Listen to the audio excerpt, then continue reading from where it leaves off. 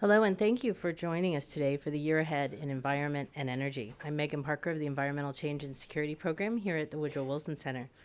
The center is the official memorial to our 28th president and a nonpartisan forum for independent research, open dialogue, and actionable ideas. I'm especially pleased to also welcome you on behalf of our co-sponsors, the Society of Environmental Journalists. I recently joined the board of SCJ, and I'm thrilled that so many of my fellow board members are here today in the audience.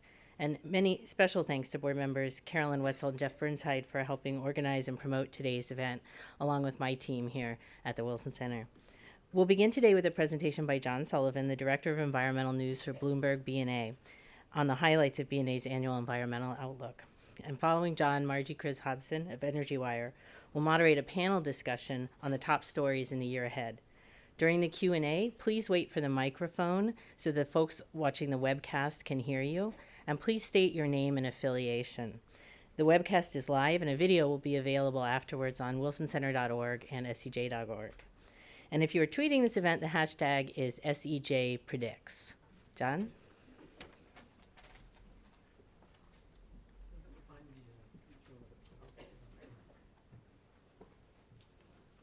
Oh, it's there, okay. So we need to find the slideshow. Did it go too far? Yeah, good. Okay. Thank you very much, Megan, and thanks very much to the Wilson Center and to SEJ for making this program possible, and also for inviting me. I appreciate it very much. So we're going to talk about the year ahead in environment and energy, hitting on some of the high points really, and we'll get more into the discussion later. And I really wanted to try to do two things today. One, I'm talking about the threat of climate change. That, of course, is a quote from President Obama's inaugural address on Monday when he brought climate change back onto the agenda, looking at some of the possibilities of what might be happening and some of the pitfalls to any action as well, and then what lies ahead in climate change. And then maybe broadening the agenda a little bit to go beyond climate change, looking at a number of regulatory actions that we think are going to be important and will be coming up this year. We at Bloomberg BNA, we cover the regulatory agenda pretty closely, so we've identified some of the key regulations and so forth. And also looking at some of the decisions that the administration is going to be making that might set the tone for the next term. EPA has a new administrator coming in. What's going to be happening? What are the challenges? What are the big issues that the new administrator will have to decide?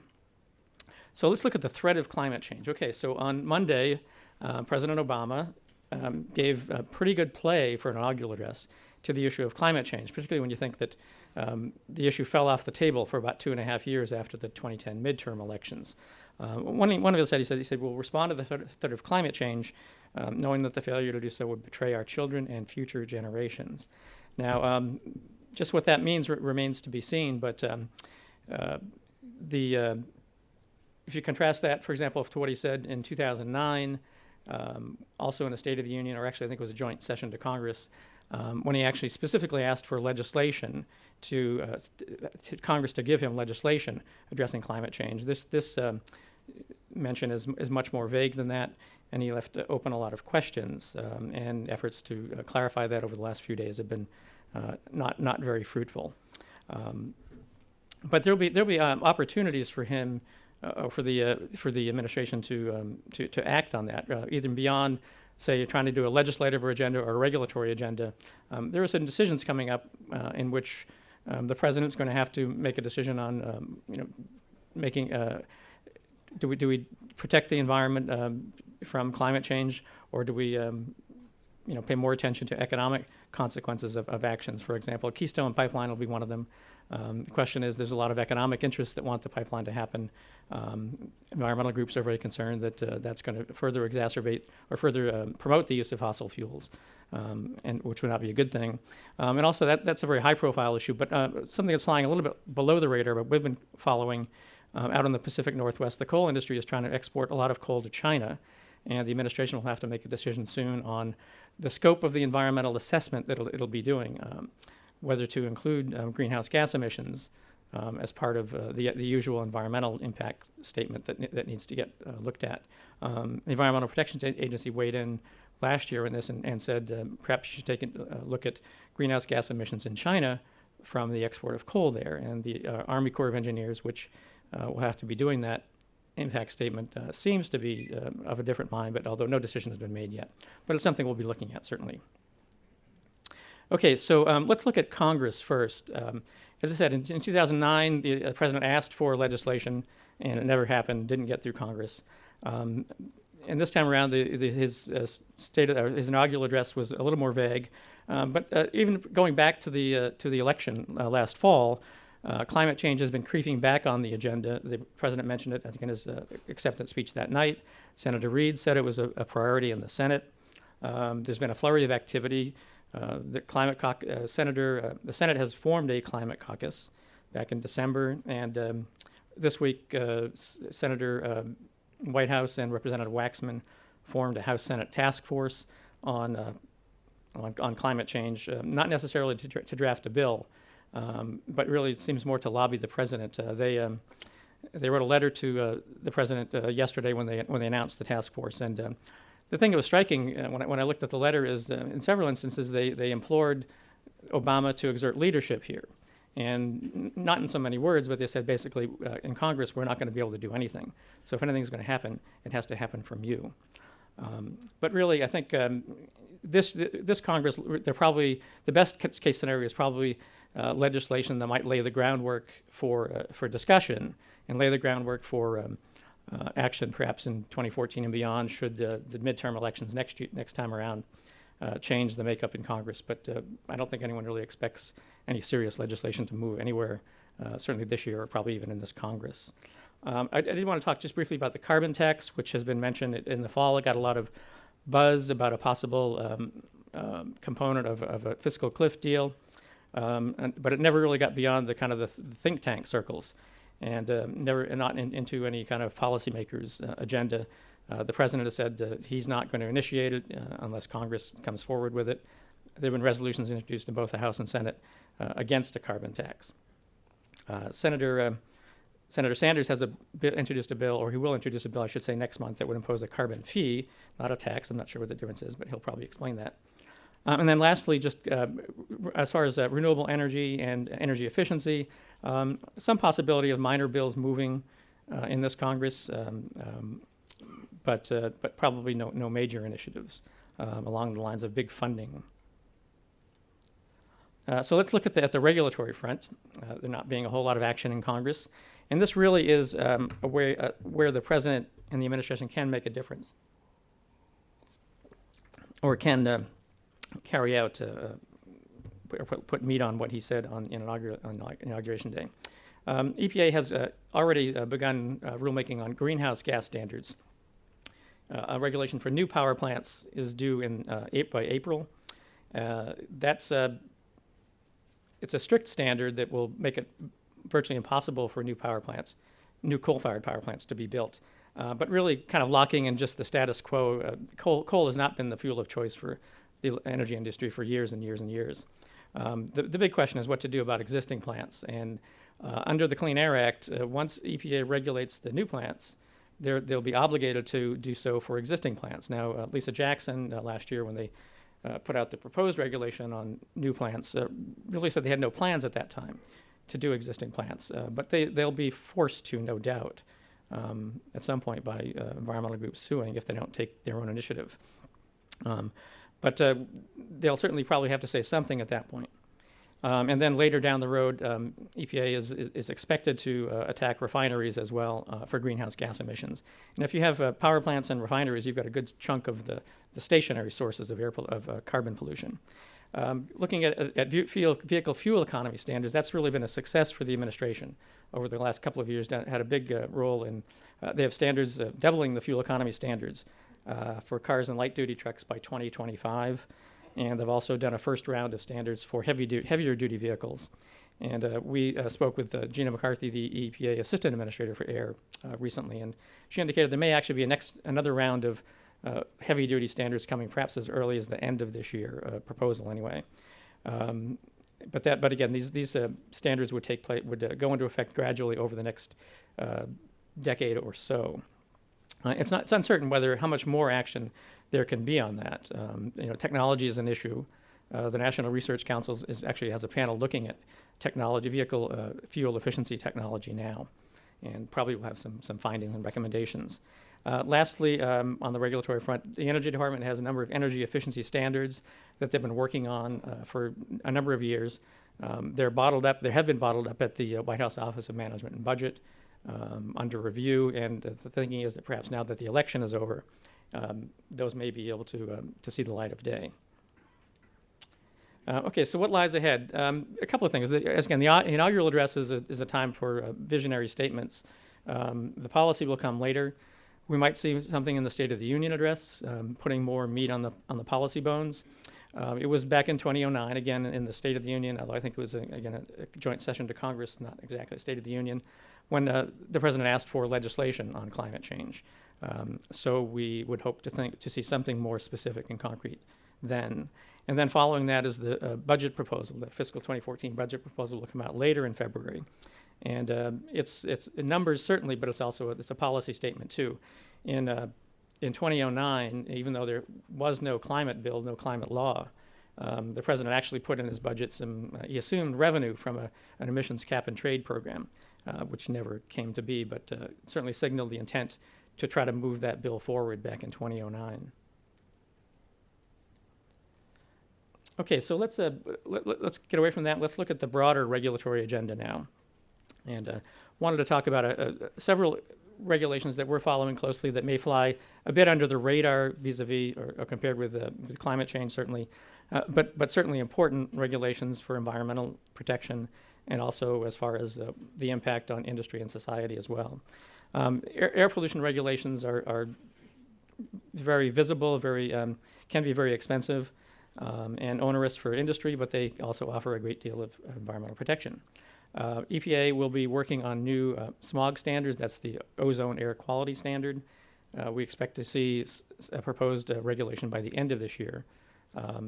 In 2011, the agency wanted to do an early schedule revision of the ozone regulation, and the White House shut it down largely because of the economic consequences. They didn't have to do the revision at that point. Now they're on a schedule where they have to do the revision. And so we'll see standards coming up probably towards the end of the year. Interstate transport of pollution is a real vexing problem. EPA has tried to attack this twice through regulation and been struck down by the courts both times. And this, of course, has real-world impacts. States have to comply with the air quality standards, and sometimes that's difficult enough when they have their own problems, let alone pollution drifting in from another state. And this was a way to deal with that, the cross-state air pollution rule that EPA did, but was struck down by the courts. So they'll need to, assuming they don't go to even if they go to the Supreme Court, which is a possibility, they still will need to deal with that and probably have to draw up another plan for addressing that. Mercury standards for power plants, EPA has already done that. They're fighting that in court now, or they're being sued and have to defend that in court.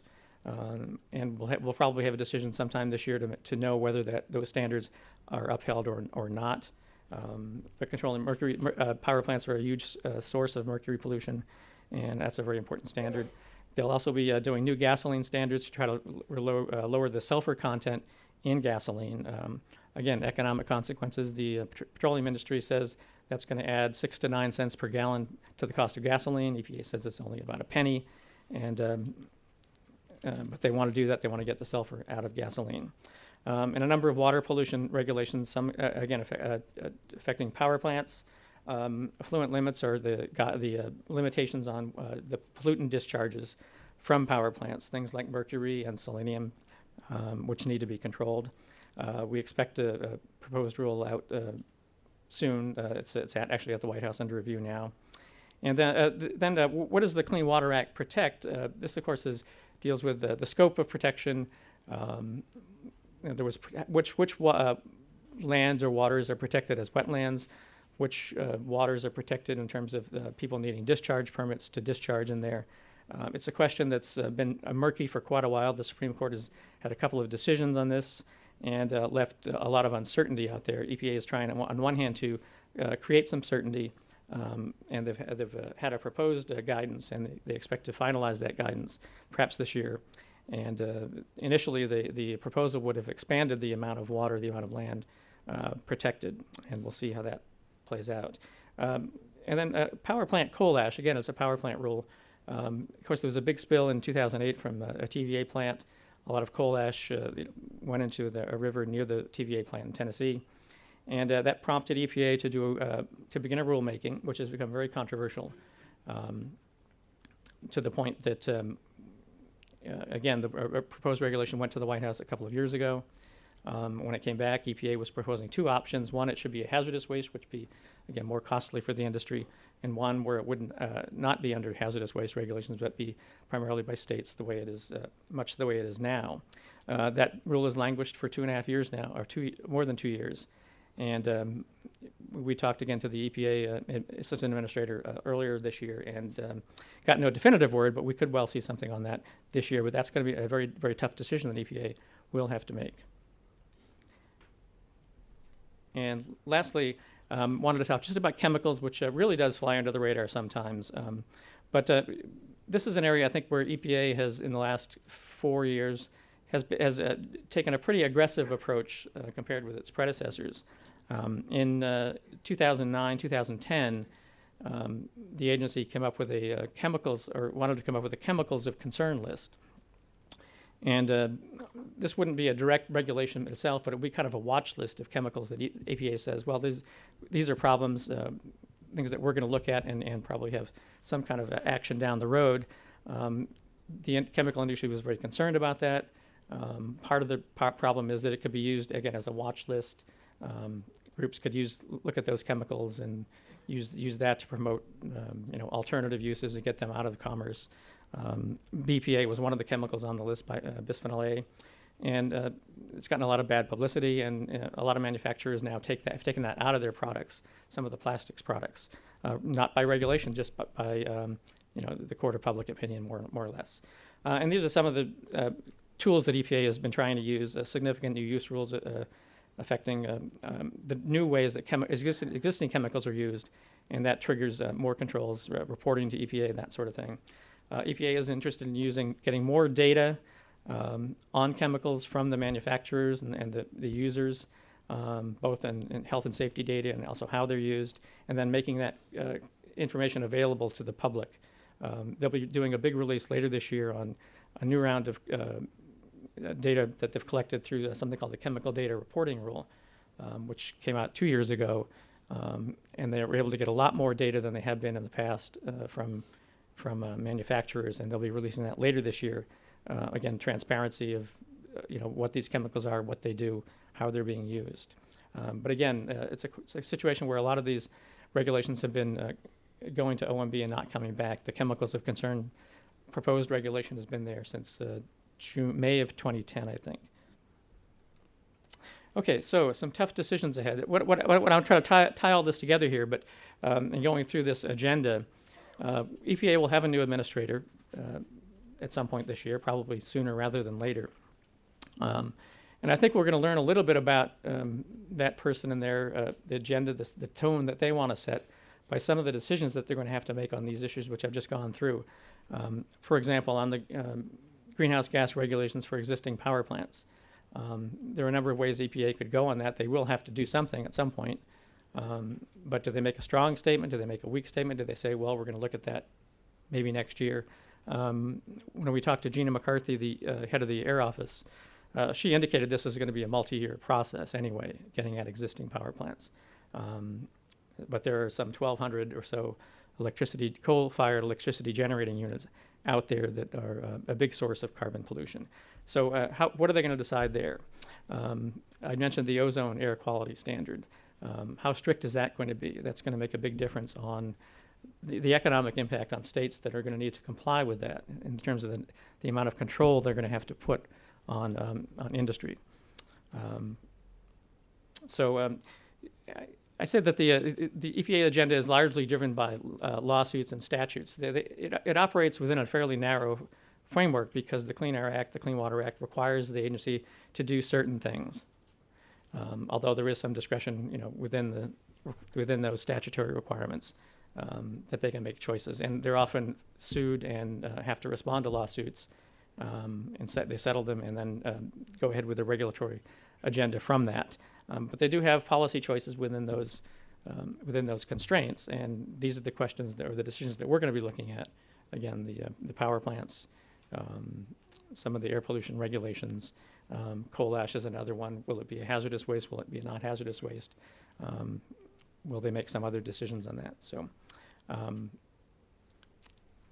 think I'll probably wrap it up there. And with just one thing, I just did want to acknowledge my staff of Bloomberg BNA reporters, Andrew Childers, Jessica Coombs, Ari Natter, Pat Rizzuto, Amina Syed, and Dean Scott, who they're really the subject matter experts here. They helped me sift through all these issues for you, and be remiss without thanking them.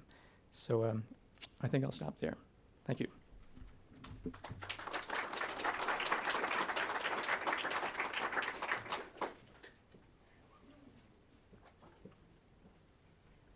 Thank you very much, John. Now I'd like to invite Margie and the panelists to come up to the stage.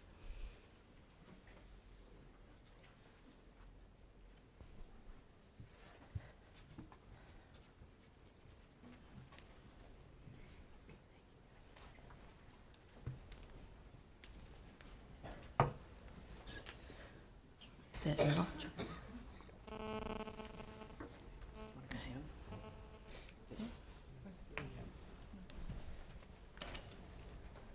Hello. Welcome to the session and some of the knowledge of a great deal of institutional knowledge, let's just call it, from all the reporters here.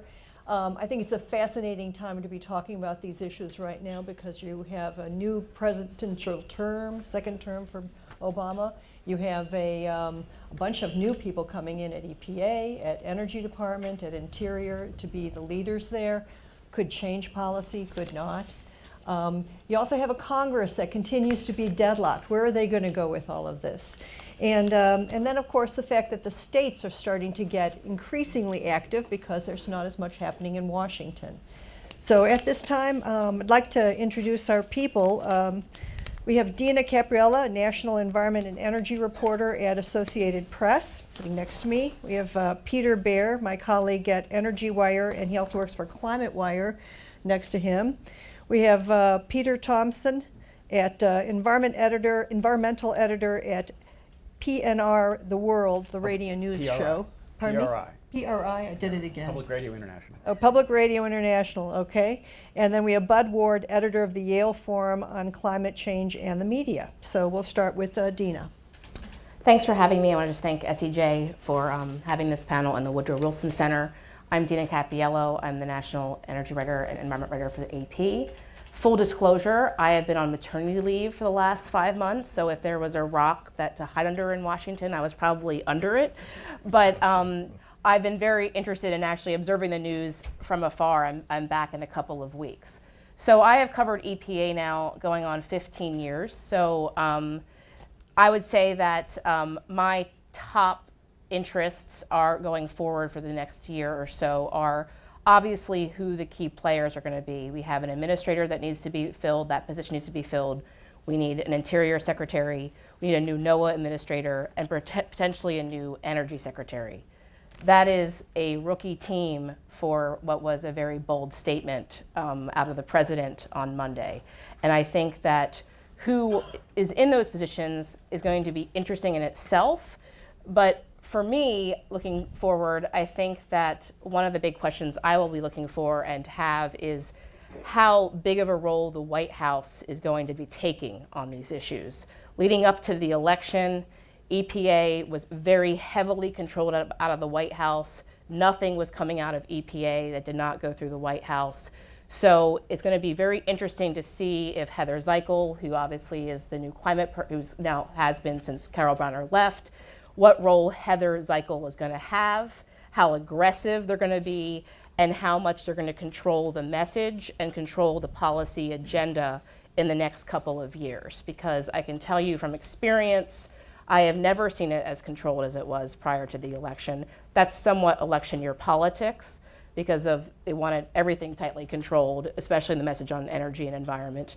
But I think going forward, especially with what happened with the first climate bill and how the White House took a back seat until like the 11th hour and then started making phone calls to all the House members to get the votes to pass it, how how aggressive they're going to be in terms of coming out of the gates from the beginning is a very important question. And also, in terms of the aggressiveness question for me is, leading up to the election, there was quite a conciliatory tone between the White House and the oil and gas industry. You had Zeichel speaking at API. You had Jack Gerard, who's the head of API, coming into the White House. So there was a lot of glad handing going on prior to the election that I think was a little bit beyond just election year politics, because there's a really delicate dance that's going to have to happen if Obama is going to stick to what he said on Climate Change Monday and also stick to what he has said in terms of making us more energy secure, because as you know, energy independence is not really, it's a pipe dream. So in terms of oil and gas, and how do you support those in an environmentally sound manner when you're talking big on these other policy questions? That brings me to my next point. The story, I'm going to just go in general themes. I think in themes as a national reporter, the themes for me are that balance. How are regulations, the regulatory pipeline that John talked about, going to be used to jigger our energy? How is it going to be used to kind of crack down on coal and push renewables? That's the mechanizations at work, is using environmental regulations to start changing our energy portfolio in kind of a little bit of covert ways. And how that plays out, the EPA has a huge role in that. They have a bunch of power plant rules. Existing power plants is the whole enchilada, because if you look at doing greenhouse gas standards for new power plants, well, as John said, he's totally right. There's no coal-fired power plants in the pipeline. They're all pretty clean natural gas. So until you deal with the long, multi-decadal grandfathering of existing coal-fired power plants, you're kind of avoiding the issue. They avoided it before the election. They could have done it all in one rule and said new and existing. They chose not to do that. As John rightly pointed out, the law is going to compel them to do that. So it's going to be very interesting on existing power plants. I mean, that is where the bang for the buck is, I think. But again, they're going to come up against this thing we heard over and over again before the election, that if you do this, you're going to raise electricity prices, you're going to clamp down on coal. And then I guess the big picture question for me, and we'll probably get to this, I think we're all going to comment about the speech, the inauguration speech, and what Obama said, is how much of a real world impact what we do here, right, if he chooses the regulatory pathway, has on the big climate picture in terms of stabilizing concentrations in the atmosphere, in terms of curbing actual warming. And that's a much larger question, because obviously if we don't burn coal here, that's great, but it's going to go overseas and be burned elsewhere. And the plants there are going to be probably less efficient and more polluting. And this is a much bigger problem than just what we do here in this country. And I think that's also, in the year ahead, something to consider and look at, especially with John Kerry at State. I think it's a pretty interesting choice. I think although he personally is obviously a climate warrior, legislatively and philosophically, again, we're going to come up in international negotiations against what mechanism we will use to curb our greenhouse gas emissions. And without a mechanism, China's not going to get on board. These big emitters aren't going to get on board if we're just going to say, hey, we're going to just do efficiency standards here and there. It's not going to work. We need something bold, and I totally agree with John. It's dead on arrival in Congress, not happening, failed when Democrats were in charge. So it has to be done some other way. I think it's going to be done around the edges. So that's just my early kind of thoughts on EPA and environment and energy in the year or two ahead. Okay. Sorry to be pessimistic. Peter. Good afternoon, everybody. Thanks to the Wilson Center and SEJ for doing this. My focus, and some of my colleagues at Energy Wire, has been on the regulation of the shale gas boom, hydraulic fracturing, horizontal drilling. And that's a story, as you know, that has been written much more at the state level than at the federal level. Congress in 2005 took away from EPA the power to regulate hydraulic fracturing under the Drinking Water Act. And so the primary control and oversight of fracking and horizontal drilling and shale gas development, of course, has been at the states. Now, that doesn't mean that EPA and President Obama don't face some tough decisions about how they really regard this shale gas resource, which can be, as it's often said, a true game changer for the U.S. energy picture, with two ifs. If it can be produced economically and profitably, and that is an open question. And secondly, if it can be produced in a safe and responsible way so that there are not serious spills and accidents and contamination that really knock out public confidence in this resource. One of the challenges that the administration is going to face is whether to revise the new source performance standards that they issued last year, affecting the shale gas wells and hydraulic fracturing. The rules that they have issued do not directly regulate methane emissions. And the air quality issues involving shale gas development are within the scope of what EPA can do. The interesting question here is that the standards that were issued last year don't specifically address, or may not address, so-called wet gas development and oil development. Now, because the price of natural gas has dropped so low, you see all of the companies are switching away from dry gas to the production of wet gas, which is methane that's also laced with ethane and butane and so-called wet gases that are priced in relation to oil, have a lot of value, and continue to be produced. And that's where a lot of the drilling is going on, in search of wet gas and in search of oil. The problem is that when you get wet gas and you ship that out to make ethylene and polyethylene, you also get a fair amount of natural gas, sometimes a lot of methane. What are you going to do with it? You can flare it, and you can just vent it and let it go in the atmosphere. And methane, as you all know, is a very powerful greenhouse gas. So that's an issue that the environmentalists hope to force on the EPA. And there may be lawsuits then that would take that issue and put it directly on EPA's plate. But again, most of the action is going to be continuing at the state level. And I do have a slide I brought up. If that, I want to recommend to you some really interesting research that Resources for the Future has done, where they looked at state regulations of shale gas development around the country. And you can see, and they looked at that from a number of different perspectives, having to do with the way you handle wastes that come up out of the well after it's drilled, the kinds of controls that you put on when you're drilling the well. This one here, you see, deals with casing and cementing depths. And not to get too technical, but when you drill these wells, you come down with a string of pipe initially, that's the surface pipe, and then when you penetrate through an aquifer that you're trying to protect, below that you put a collar of cement that is meant to be an impenetrable barrier, so that when you reach your methane or whatever else is down there, that and your drilling chemicals don't come back up and penetrate into the aquifer. But you can see here that the states that are marked in blue in their regulations specify how many feet of cement you have to put below the water table.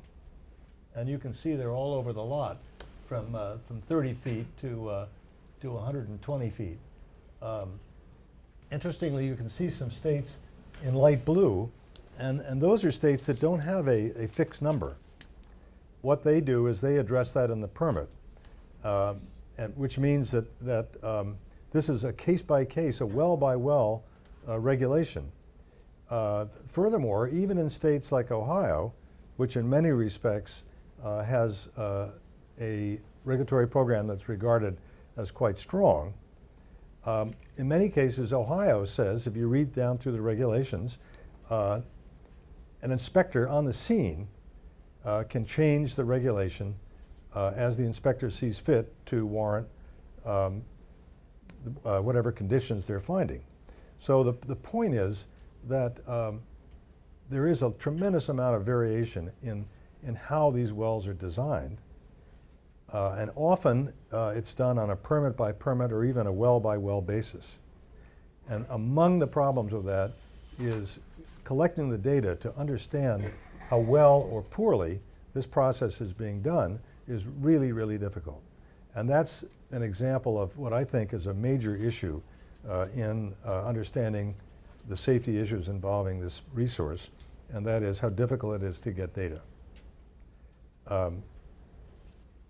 The states and their supporters in Congress are determined to leave the regulation of this resource at the state level. And they make one very good argument about it, and that is the geology in each of these different shale plays around the country tends to be very, very different. And often it's different within the same play in the same state. So they say that doing this safely is something that the engineers and the geologists on the ground and the state inspector at the site really have to have. And there's a lot of truth in that. But there are other examples of best practices, best safety practices, that don't have anything to do with geology. And one of them is that after you finish drilling a well, you may send a probe down in there, which is looking to measure the integrity of these important cement colors that keep methane or chemicals from getting back into the aquifer. Now, you could say, as BLM proposed, the Bureau of Land Management proposed, that before you frack, the regulator has to see the record of what that test shows. That's not the standard. In a lot of cases, the state inspector will just take a look at what that test showed. And in some cases, there isn't even a test. They'll say, well, this well we tested, it's okay. This well nearby, we presume to be okay. Again, it's a real problem with access to data. The role of the state inspector is critical.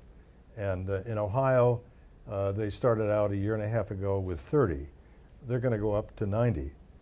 But if this shale gas boom develops as everyone hopes it will in the industry, you're going to need 100,000 wells in the state of Ohio in the eastern third of the state. That's a lot of wells. There are going to have to be a lot of inspectors. And the state's going to have to find out a way to pay for them at a time when states are really not happy about spending money. So it would be, from my perspective, terribly unfortunate if this debate about assuring the safety and integrity of this very important potential resource ends up as a punching match between the folks who say the feds have to do it and those who say only the states can do it. The truth is that there are reasonable ways to look at this from a perspective of best practices across the country and also recognizing the differences in the geology.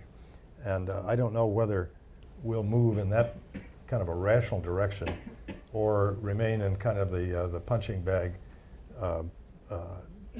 environment that we see so often in Washington. Thanks very much.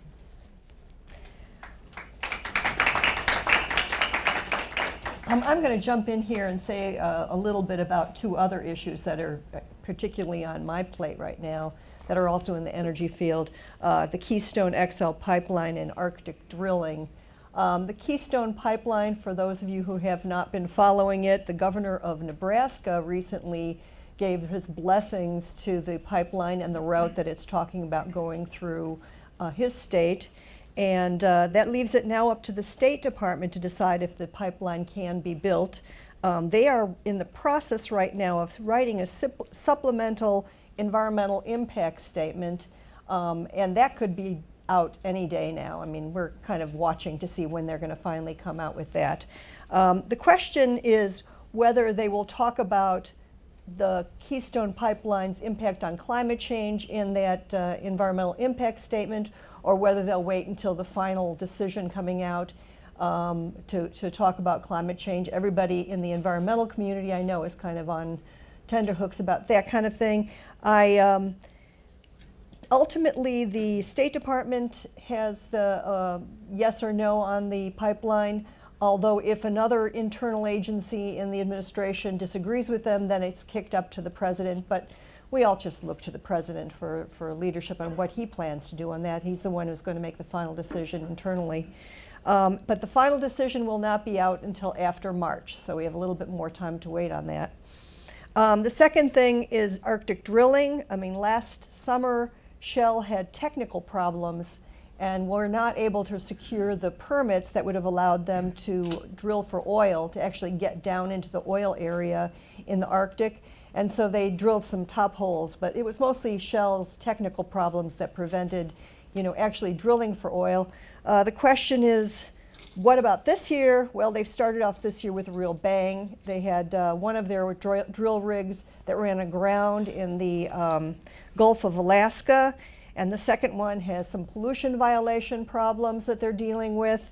They need 2 operating rigs in order to actually begin oil drilling in the Arctic, because you need one to back up the other in case there's a blowout. So the oil drilling in American Arctic, it's very, very much up in the air this year, and that's another thing we'll be all following as well. But Peter, I think we're going to have you talk about international issues now. Yeah, so I get to do the rest of the world in 5 minutes. Forgive me if in doing that I take a bit of a scattershot approach, but obviously it starts with climate, and I mean we could talk about the rest of the world and climate for the rest of the year, much less 5 minutes.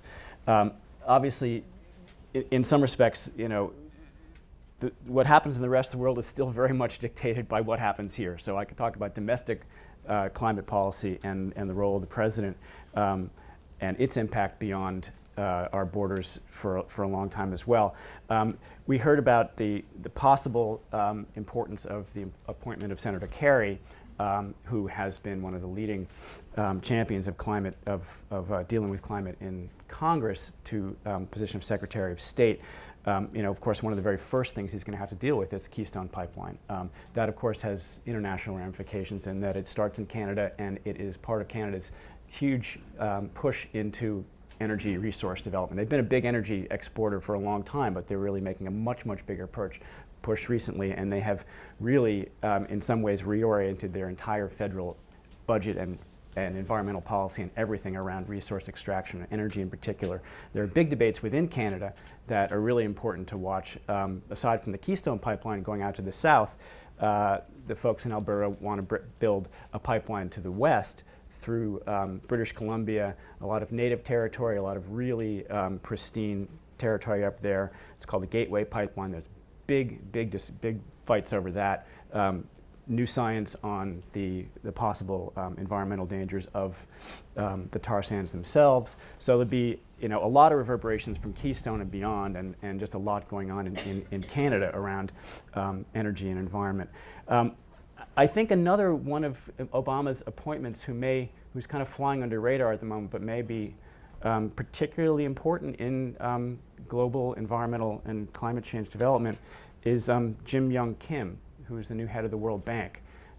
He doesn't necessarily have a big history in dealing with climate change, but since he's come into office in the last few months, he's taken a pretty high profile, pretty aggressive approach to it, starting with this report that was released in November, I think, which was an exhaustive report on where we're going in terms of global CO2 and temperatures and what it will mean for the rest of the world. And the World Bank obviously has had a very mixed record on the environment in the past, but they are an incredibly important player, and they have potential to really turn a lot of things, although in a way, again, that's sort of under the radar, at least globally.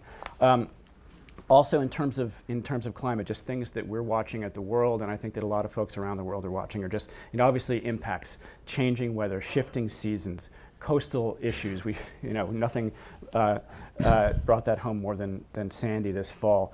One little disturbing thing that I just caught wind of this week is a new NASA report on diebacks and drying in the Amazon. There have been a lot of concern over the years about this Amazon dieback scenario, which could have incredibly important reverberations for the region, but also the global climate situation, and just a little bit of potential that maybe that is actually starting to show up, which would be very frightening. Energy, of course, is huge, and people talked about global energy markets, and certainly China's demand for coal, the demand of the rest of the world for coal. Our demand for coal is shrinking considerably. I mean, it's at a 40-year low, in large part because of the natural gas glut, but also increasing efficiency and the recession and lots of other things. But we've got lots of coal, and our coal industry wants to export it to the rest of the world. There's still huge demand in China, and China's demand for resources in general is going to, and I mean, it's probably no secret to anybody in this world. In some respects, it swamps all the other efforts of everybody else in the world to deal with their own environmental issues. And I mean, one place that may be particularly true is Australia, which is a really interesting sort of, in some ways, analogous situation to the United States in terms of its politics, in terms of its demographics, in terms of its economy. They've been wrestling with climate change in a way that is somewhat ahead of where we are. They've passed a carbon tax after a huge battle that was very much like our battle here. They are making big pushes into renewable energy, but they have a huge coal industry there, and they are making big efforts to start shipping even more of their coal to China and elsewhere. And which one of those is going to end up having a bigger effect on Australia's climate and carbon footprint? That's one of the big things that's going to be played out as it is here. Fracking is not just a big issue here in the U.S. It's exploding all around the world. We've been reporting on it at the world for a couple of years now as little things break out all around the world. And there are a lot of common issues wherever you go. There are a lot of specific issues wherever you go. And basically, you look at the maps of what can be extracted now with these ever-developing technologies, and it's just extraordinary. It's everywhere, and it's not just gas; it's also oil. And in some respects, this has really, sort of blown the idea of peak oil out of the water. And I mean, the problem now is we just have too much. And as far as we look into the future, we've got more than we could possibly burn and still have a place to call home. So there's going to be a lot of battles about fracking and energy extraction around the world. A lot of battles over nuclear power. Two really interesting sort of laboratories for the nuclear question and the balance against renewables are Japan, of course, and China. Japan is an involuntary laboratory. They're in an emergency situation. Germany is a voluntary situation. They're trying to phase out nuclear power. They're both having real growing pains and tensions around both of those. Those are going to be really interesting places to look at how countries deal with trying to wean themselves off of these technologies that have huge sunken costs and institutional momentum behind them, and yet they also are in some ways making very strong concerted efforts, and there's a lot of innovation going on in both of those places. So there's a huge amount of stuff to watch there. Agriculture is huge, and they're going to be, I think we're going to see, the battle over GMOs is going to continue around the world, but I think that there's an increasing sense among a lot of folks that, as Obama has said about energy, all of the above, that may have been a politically expedient thing to say, but in agriculture, I think it's also going to be, a lot of folks are basically saying all of the above when it comes. We're looking at a world of 9 billion people in 2050, of ever growing appetites of all those people, because lifestyles are improving all around the world, incomes are going up, demand is going up, and yet already we're maxed out in terms of the footprint of agriculture. How do we get more out of our agricultural lands to feed more people higher up the food chain in ways that don't completely deplete all of our resources? there are going to be big issues around that. There already are everywhere. Back on energy, a lot of interesting innovations as well. It's not just fights over diminishing resources or too much resource and how do you use it. But there's really interesting sort of stuff going on below the radar almost in a lot of places about renewable energy. I mean, in many places, there were pushes for years and years by NGOs and governments to try to find ways to get solar, wind, other renewable energies online. They haven't worked out very well. But what you're finding in places like India and Pakistan, Africa, East Africa, and elsewhere is actually it's the market failures, the failures of governments to bring reliable energy to their people that's actually creating a market for renewable energy among people who can afford it. And that's happening at all kinds of different levels, from rich people in Pakistan to rural folks in Kenya, that people are starting to find ways to buy this stuff because they can't get it through the market. And that is a really interesting shift over the last few years. What else? Real quick. Big pinch points on water. China, of course, is one of the biggest places where that's a real tremendous crunch. Folks here at the Wilson Center know that about as well as anybody. There are huge conflicts in terms of industrial and urban demand for water, pollution versus the public health, and also with its neighbors, with the Mekong River, which flows down into Southeast Asia. And China's building lots and lots of dams, and they want basically to keep all that water. As you get farther down into Southeast Asia, the countries there are starting to fight amongst themselves over the Mekong. And of course, in South Asia, there are big concerns about water coming down out of the Himalaya into Pakistan and India.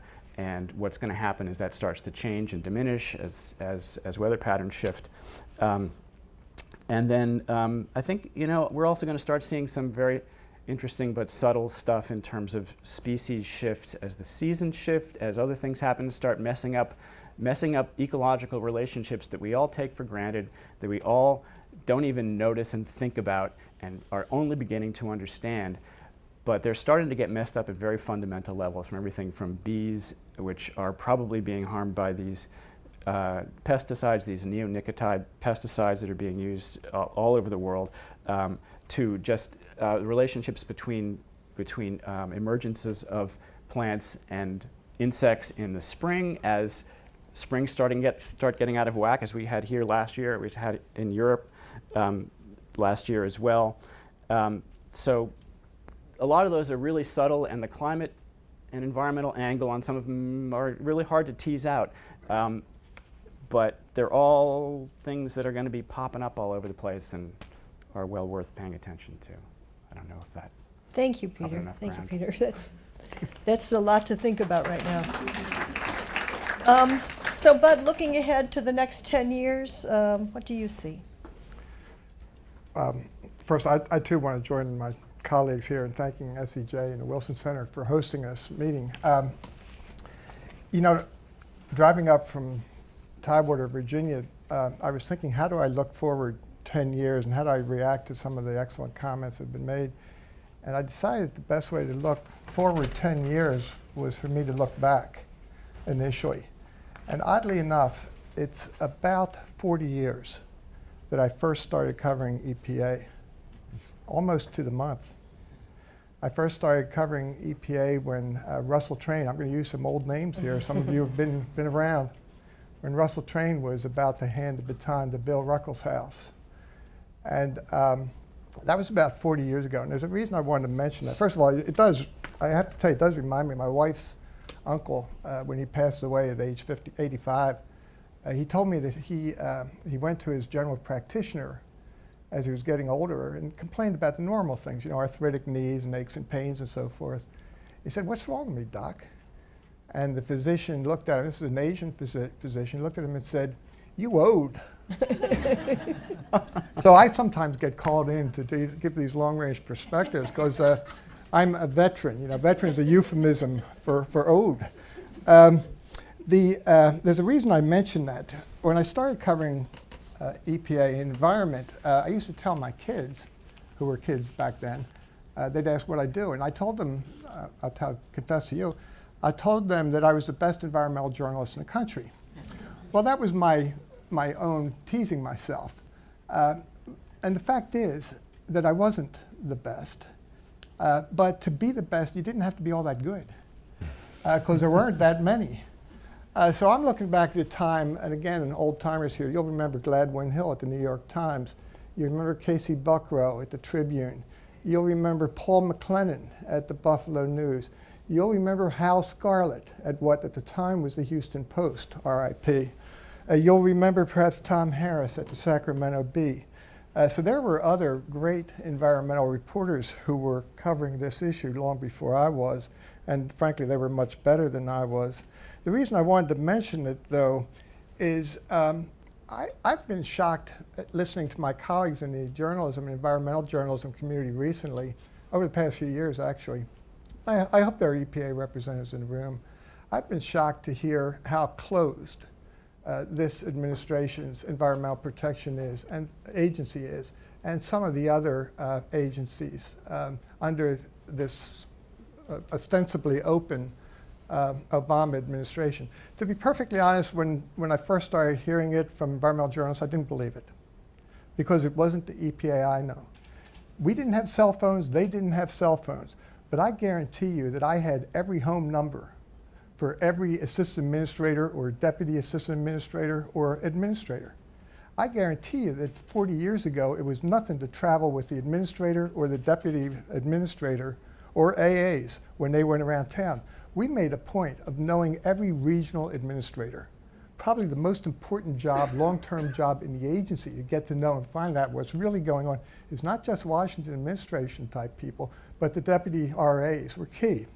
And to hear how closed it is, my friend Joe Davis has been great at helping expose some of this.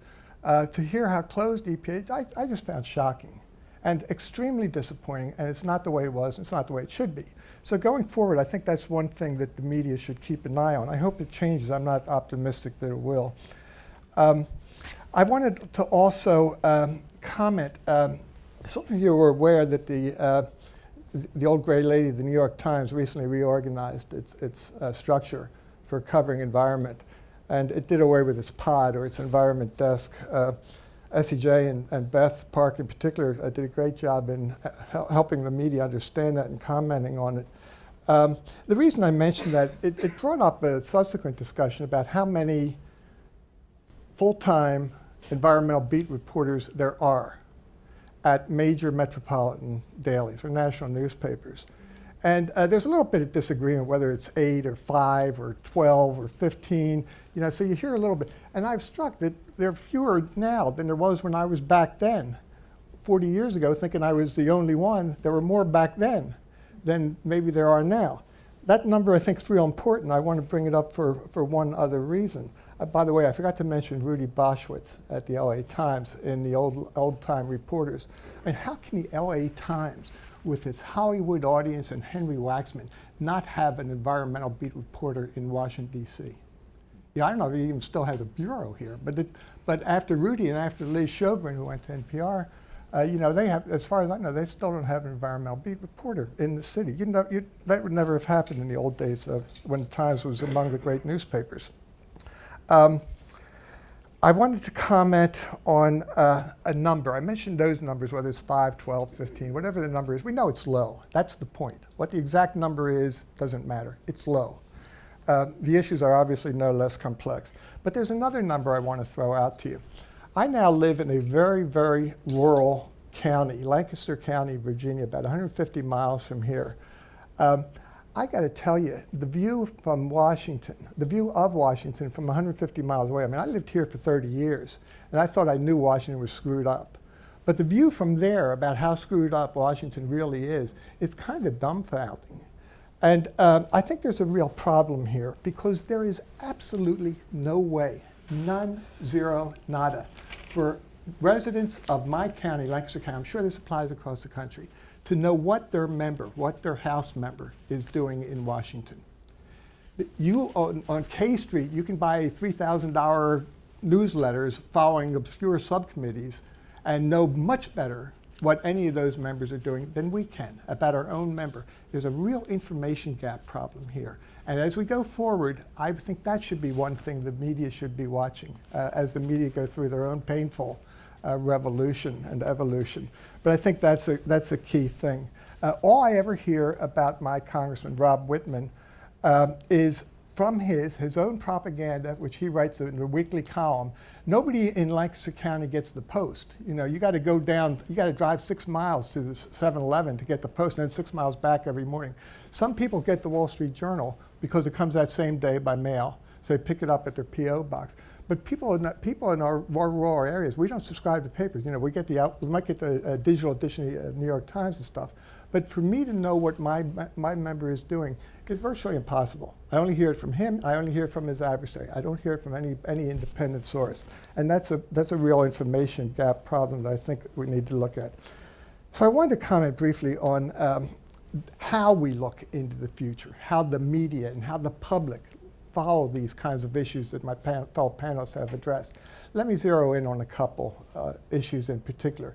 And granted, I focus mostly on climate change.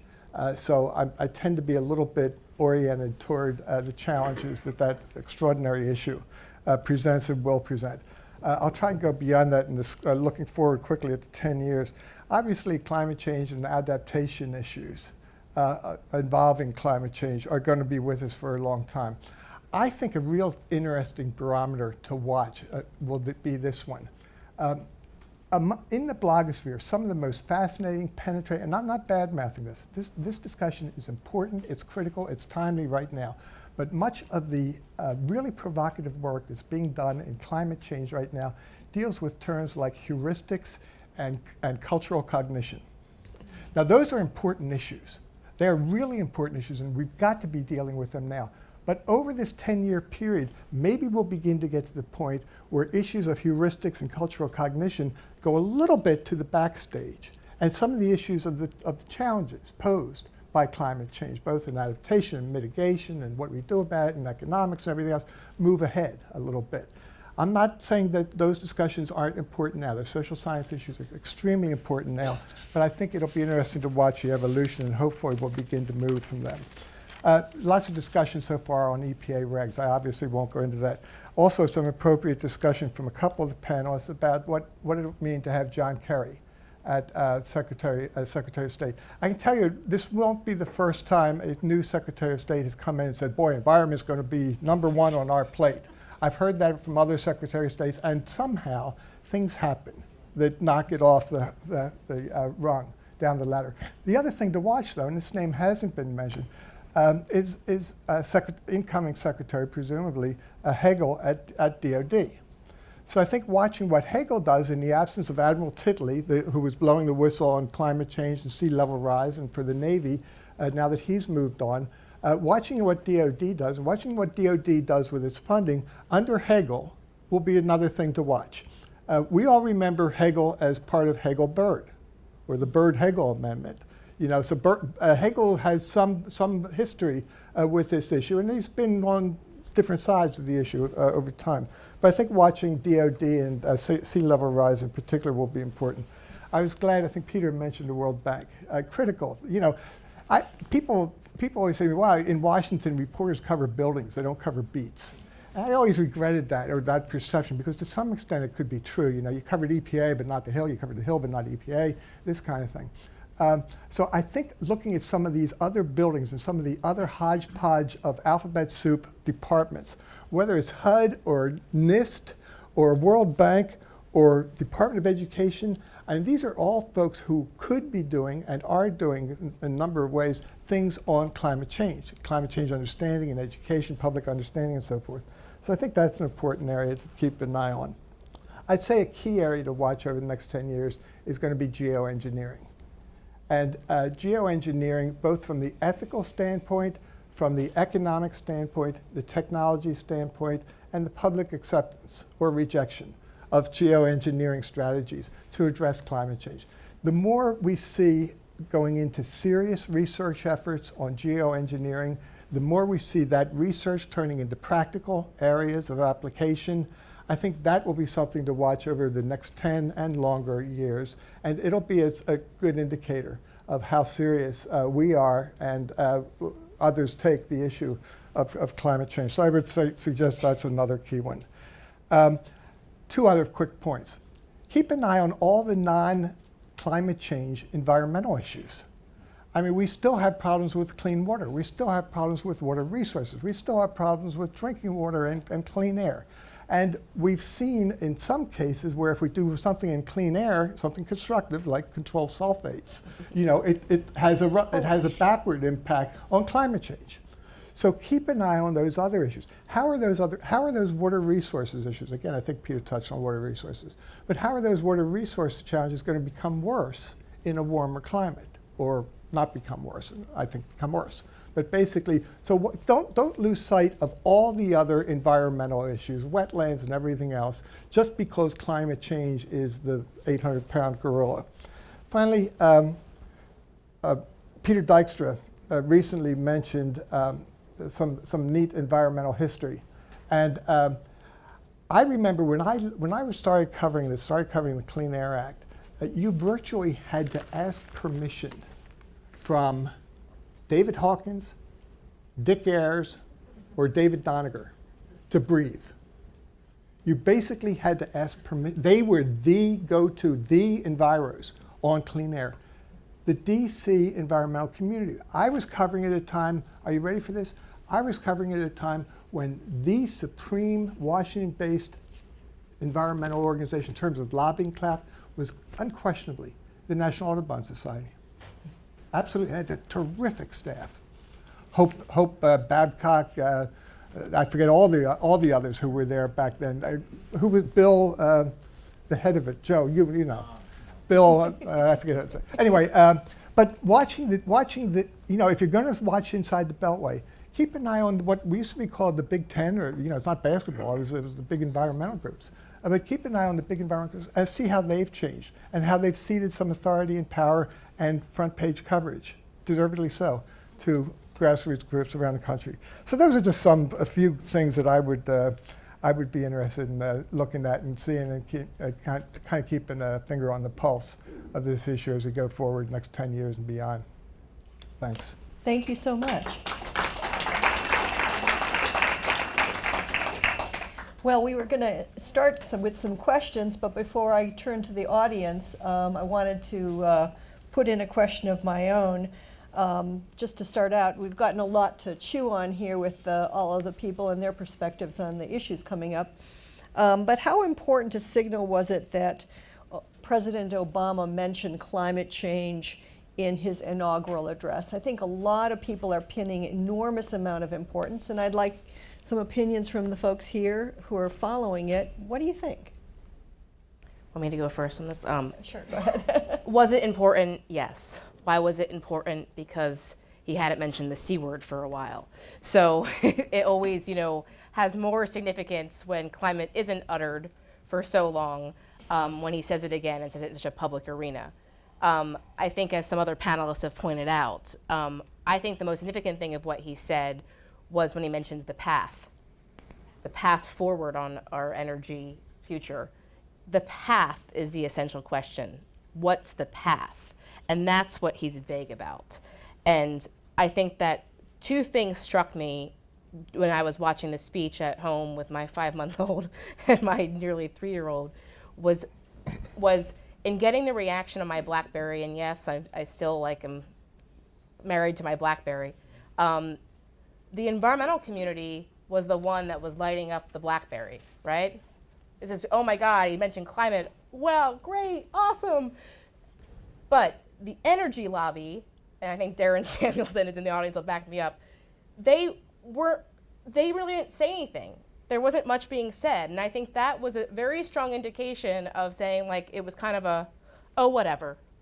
Not really taking this very seriously because they know that the politics on this is so hard. And so I think that that day it was much more important from an energy and environmental reporter standpoint to look at the people that would be playing defense than the people that are playing offense. And the defense was silent. And that's because they don't take it seriously. The other thing that struck me was, he did mention climate, and in this room, for what we all report about and read and write about and listen for, that was kind of our day, right? Our climate was our thing, but there was also immigration, and there also was women's rights and gay rights.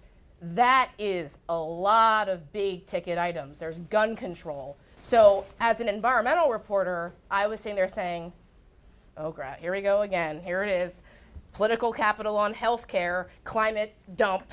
So I think that where he spends his political capital, he only has so much. And unless he's going to play the long game and hope to turn over Congress in 2014 with the midterms, that's a different story. But in the 2 years, you can't have immigration, you can't have gun control, you can't have climate.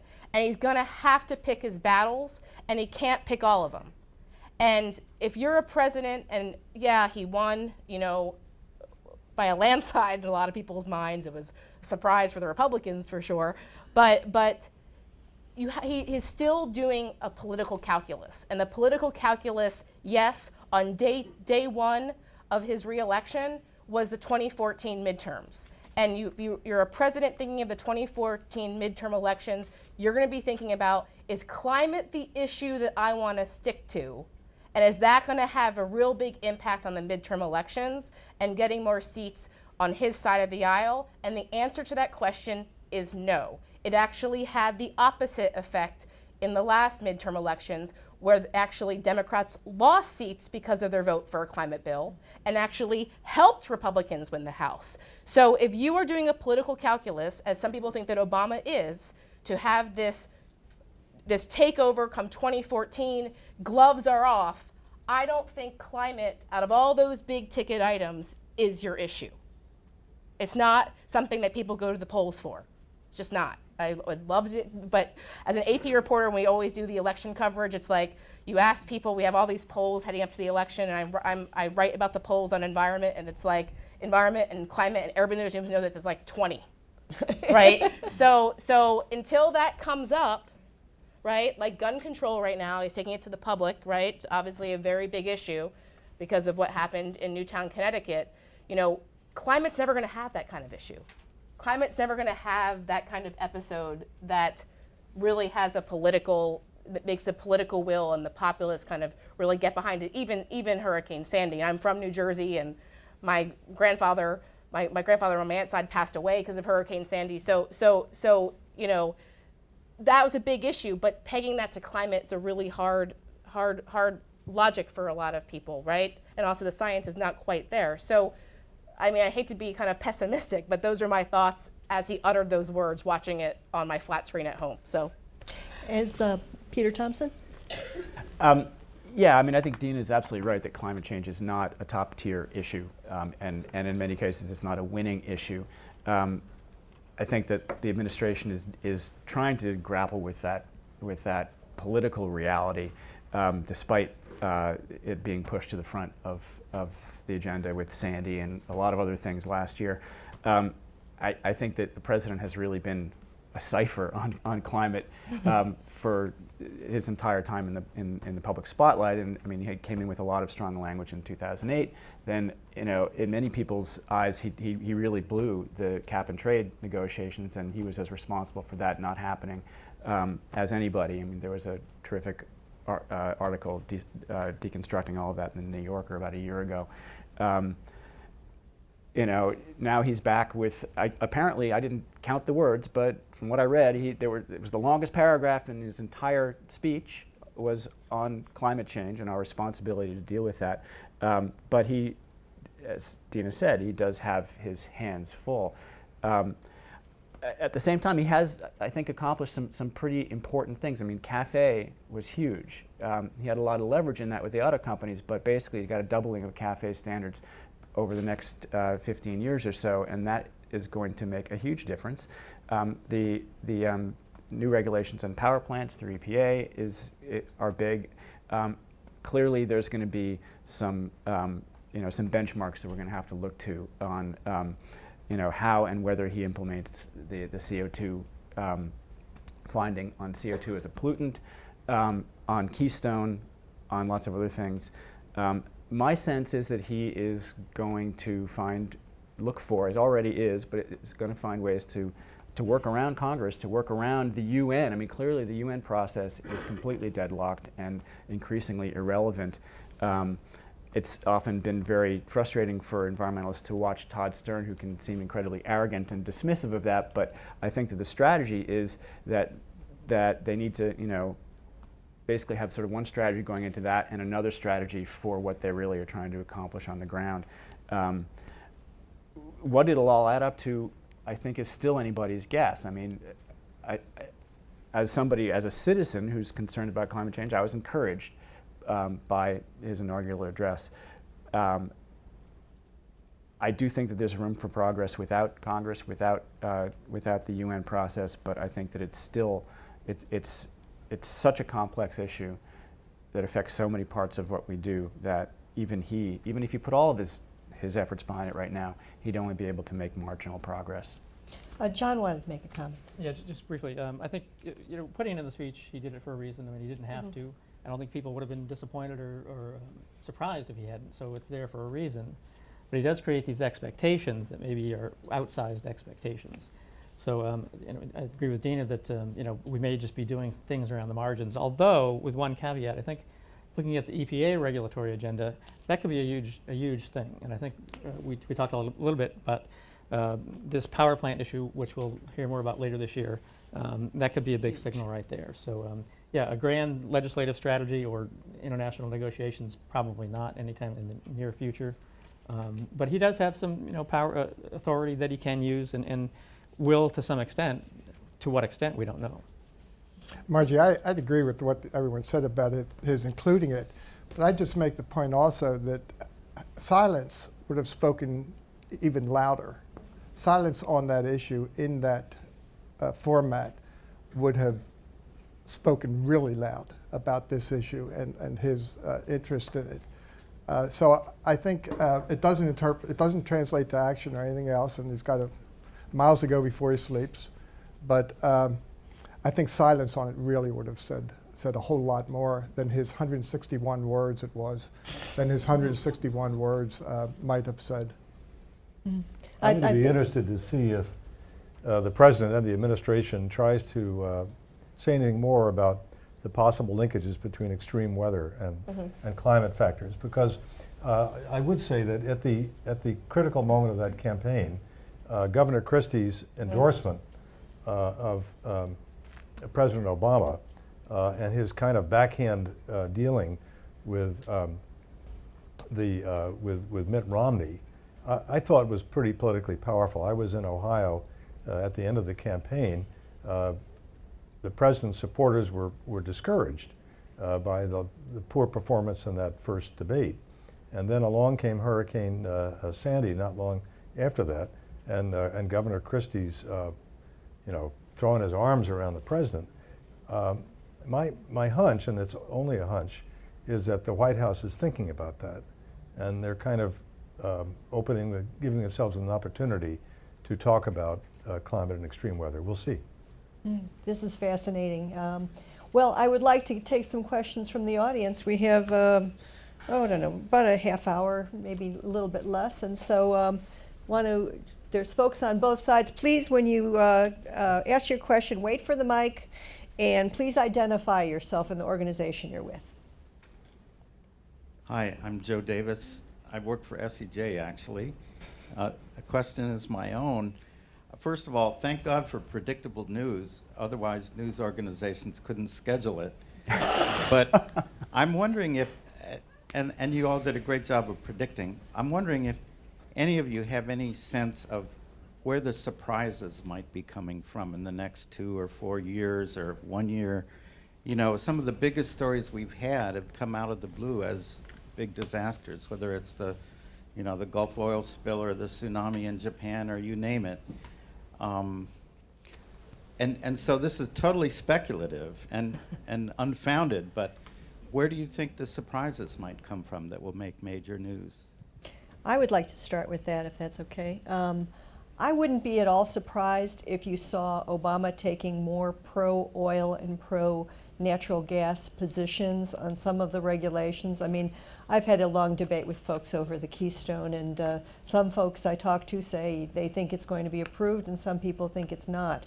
I wouldn't be surprised if he says yes to that, because he's already said that that oil is going to be, or the State Department's people have already said that that oil is going to be developed no matter whether we build the pipeline or not. But that aside, I think there could be some other surprises that the environmentalists are pinning a lot of hope on this speech, the inaugural speech that he had saying climate change. And I think that President Obama is more interested in making sure that we have enough energy. And the economy, remember, the economy is still an important issue to the average person in Virginia and out in the hinterlands that I would love to visit as frequently as possible, because you get a better handle on things. They're more worried about the economy than they are climate change at this point still, and energy is a big piece of that. So that would be my suggestion. Anybody else want to take that one on? I would say exactly what you said. I would be absolutely flabbergasted if he rejects Keystone.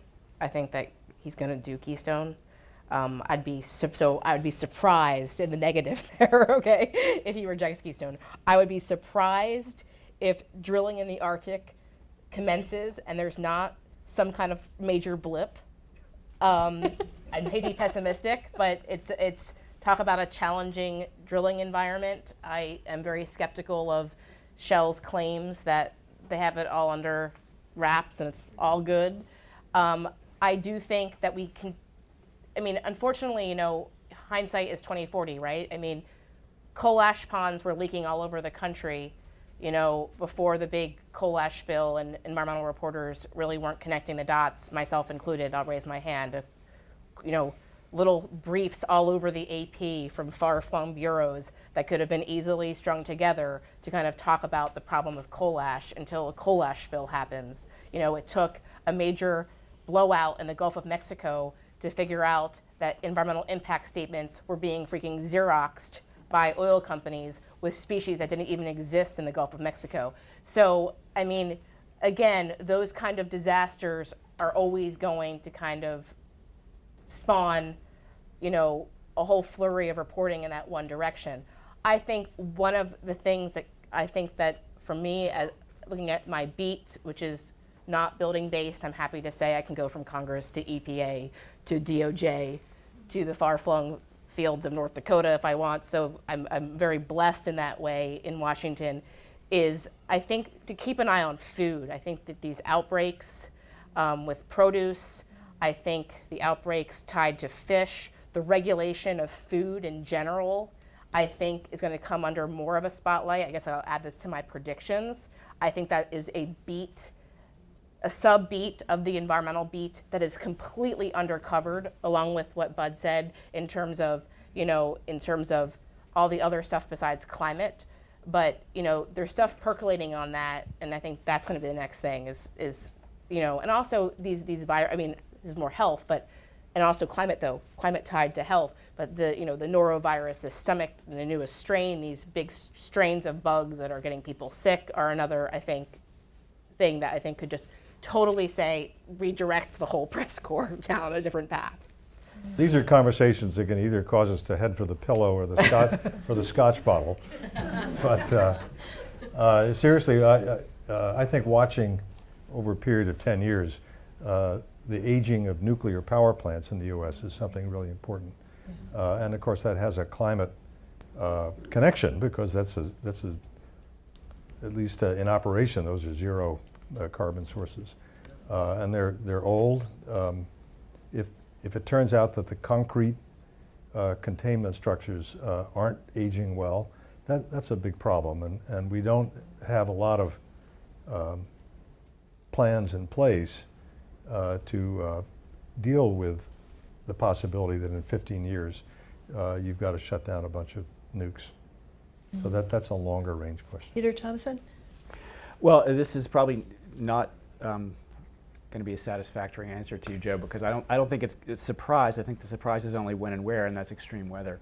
I think that clearly we're having more and more extreme weather incidents around the world, and I think the only question is going to be like, where did that come from? How did that happen? I think that some of the stuff that we reported on this fall in relation to Sandy and some of the other extreme events going on back a few years have to do with the melting and the warming of the Arctic and the way that is affecting the entire circulation pattern of the northern hemisphere and leading to these kinds of blockages that are doing things like sitting in the northern Atlantic and pushing Sandy eastward, or sitting above northern Europe and causing this big heat wave in Russia a couple of years ago.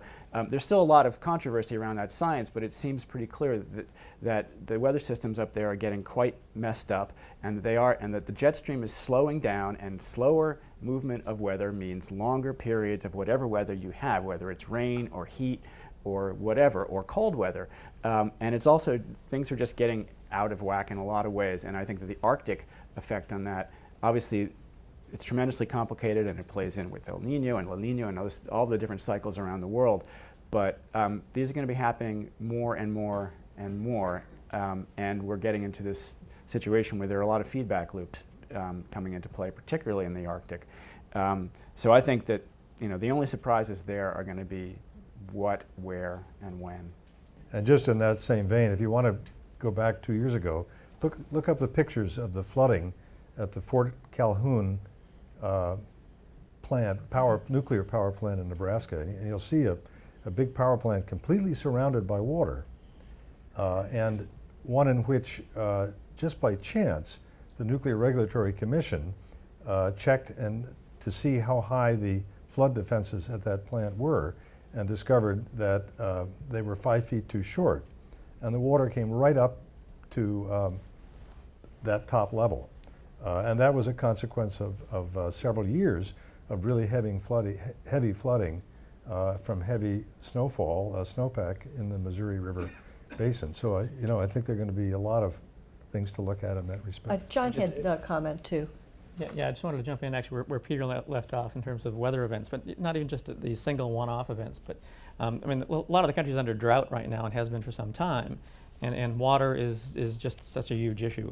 Climate change is important. Water and climate change, they're like that. But it has real-world effects, but probably more localized that maybe we don't feel here.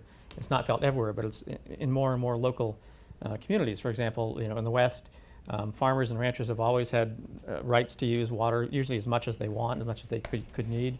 But local regulatory authorities, state regulators now are pulling back on that. We've done some stories about water districts out in Texas, for the first time ever, saying to farmers, you can't use all the water you need. We're going to curtail your rights because there's not enough of it, and we need to let some of the cities and towns have it. And as the uses of water shift from agricultural society to cities and towns as cities get bigger, the needs for water shift as well, and the society has to kind of keep up with that. And we're seeing it happening, here and there.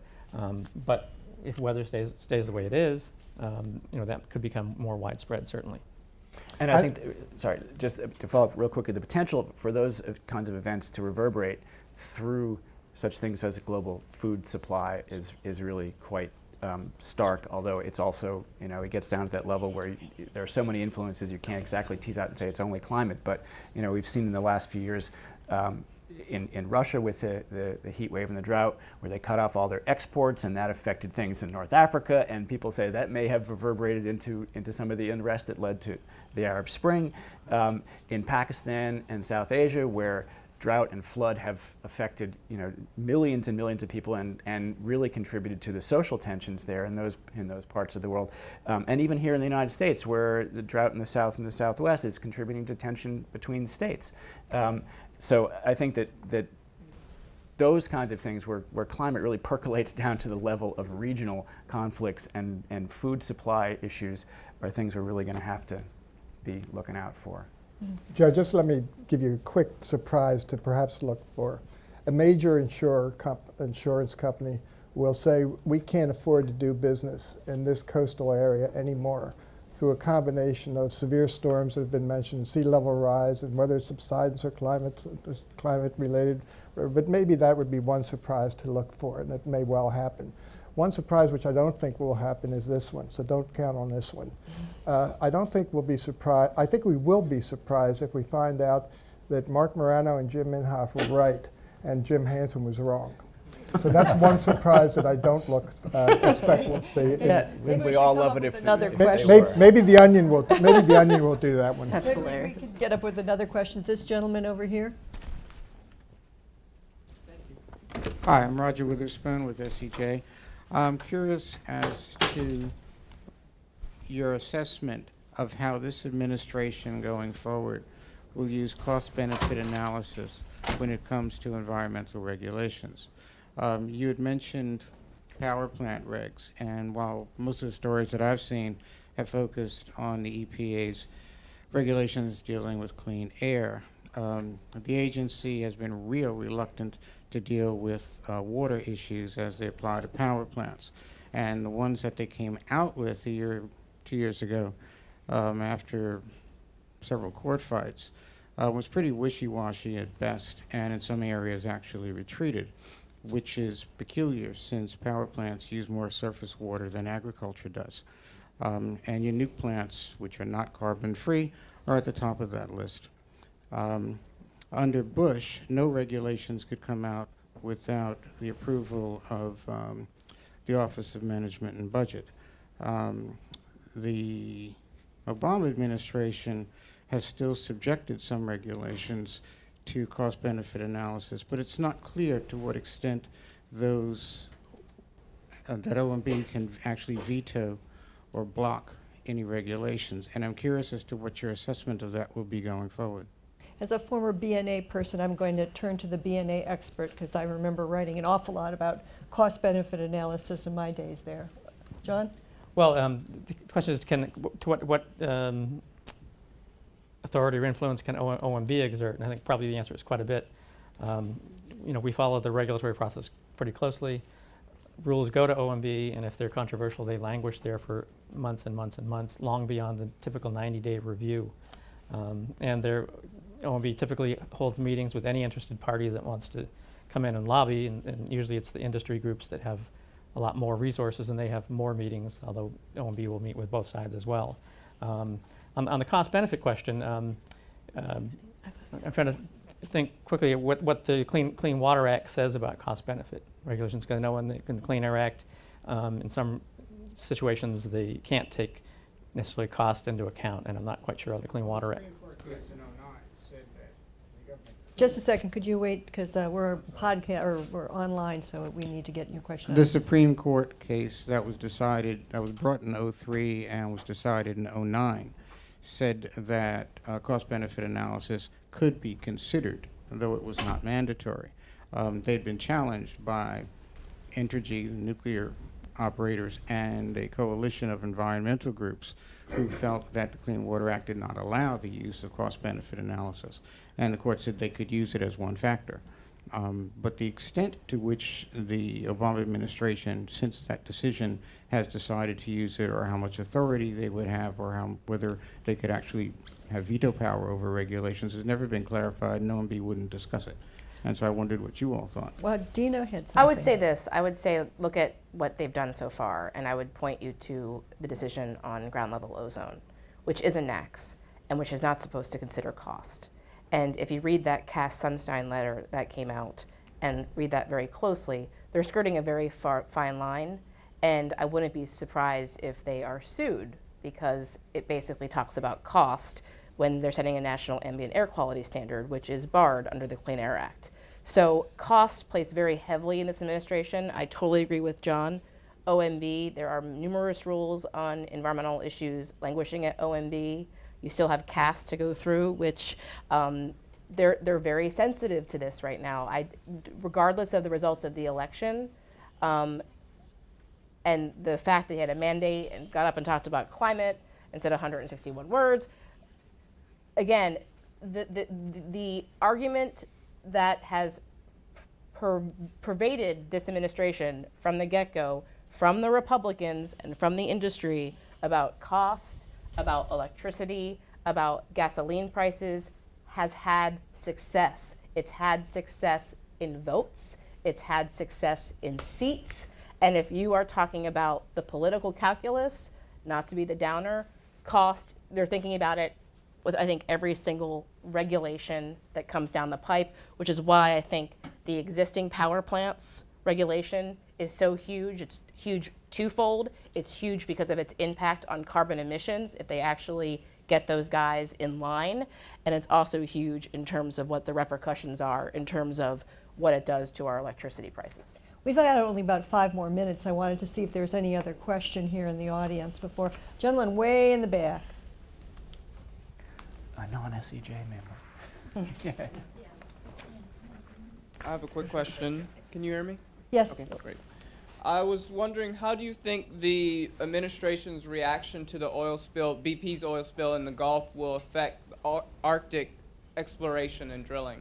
Since they have to get the 2 rigs to be working, and they have not yet done that, how do you think their reaction to the oil spill in the Gulf will affect exploration there? They say they're already taking that into consideration as they're going forward. The regulations, they don't have actually regulations for Arctic drilling that are any different than the regulations that now apply to the Gulf, which is of course totally different environment. But at this point, the sort of the game plan, the agreement and going forward with Shell signed off on the whole idea of having 2 rigs up there at the same time in order for one to be the other.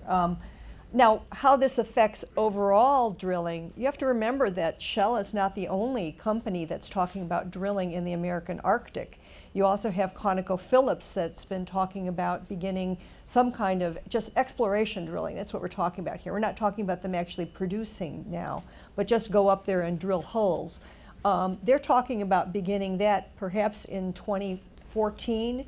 And I believe Statoil was saying 2015. So there's more down the pike. Just because they've been goofing up on some of the technical side of things for Shell at this point doesn't mean that ends the whole thing. It'll continue to go forward. The question is whether or not they have Arctic-specific standards that are written in stone that they will be applying. And at this point, they do not. And there is a push to do so, but we'll see what happens with that. Is there anyone else that wanted to answer? Okay, we have a lady up here who'd like to ask a question. Thank you. My name is Verna Harris, and I'm with the Campbell Foundation, so I'm not a member of the press, but I appreciate being able to listen to We you like all. you. And I have a question. I was a little bit surprised not to hear more about water quality, because supposedly we all learn that it polls best and the public understands it and likes it and they all drink it, and maybe they don't understand where it comes from.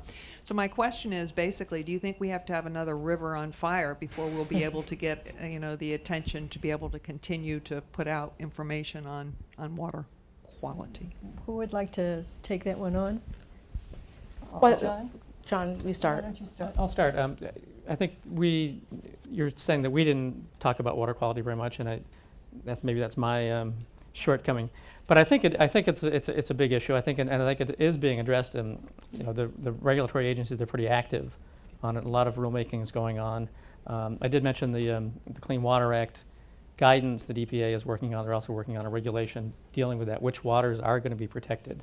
So I think, but I think this administration has paid a lot of attention to it.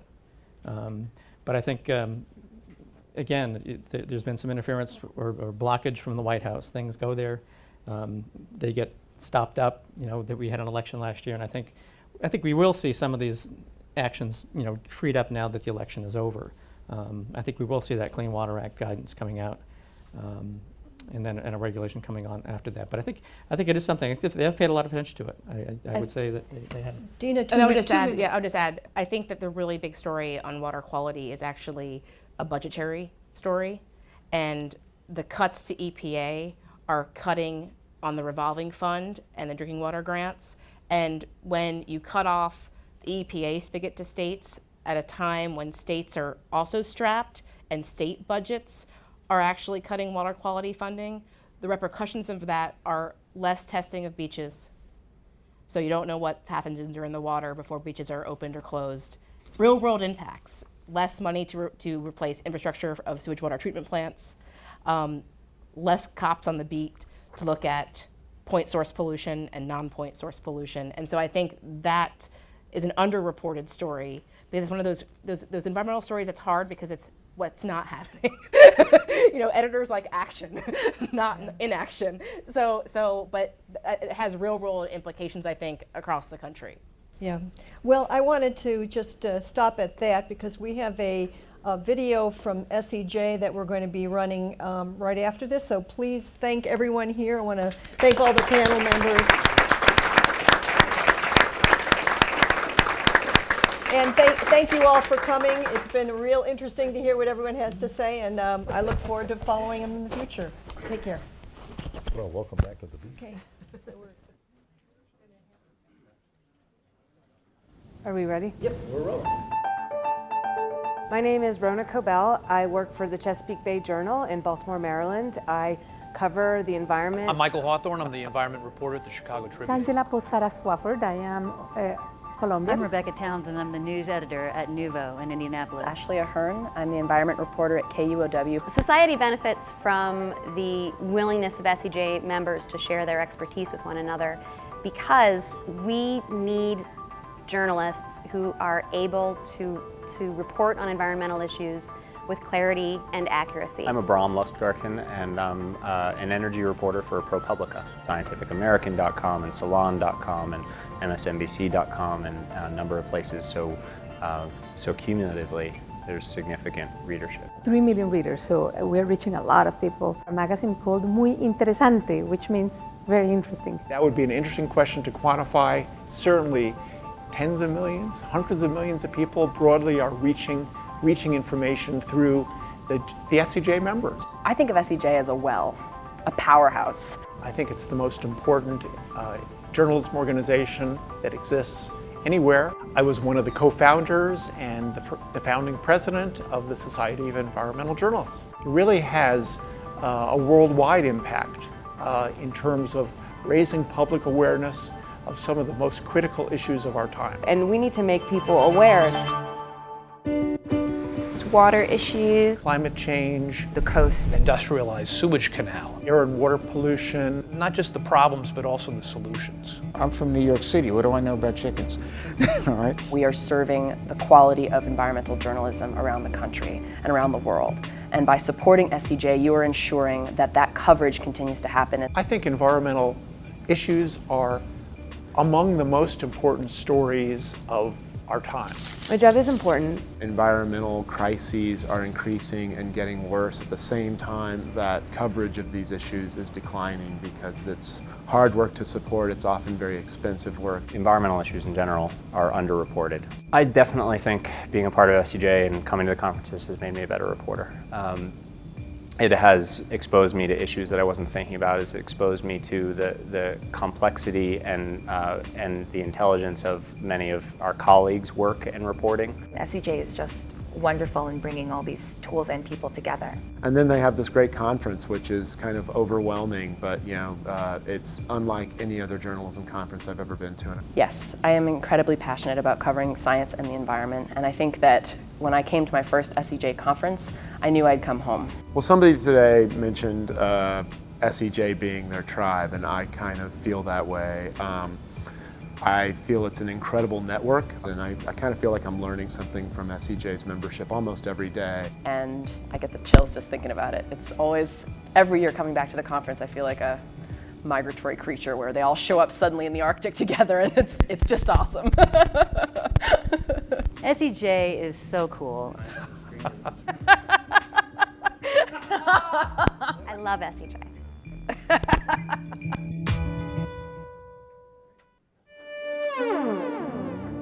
In some cases, they're really the experts. doing what we do. Abram Lesgard and Michael Hawthorne, you get to come to the conference and you get to meet them and you get to ask them the story behind the story. You feel almost like this sense of pride when you see their stories that come out later from these young reporters, and you figure out that what we're doing here, what SEJ is doing, it really does make a difference. As a reporter at a major U.S. daily, I think SEJ is vital to my continuing education. SEJ changed my life and my career. If you are a student looking for a job, looking for a mentor, looking for inspiration, you can find it at SEJ. What's happening now, and I think that's why students should be interested and should join SEJ as well. I was very inspired. I left that conference knowing that I could make a career for myself in environmental journalism. Yeah, hire me.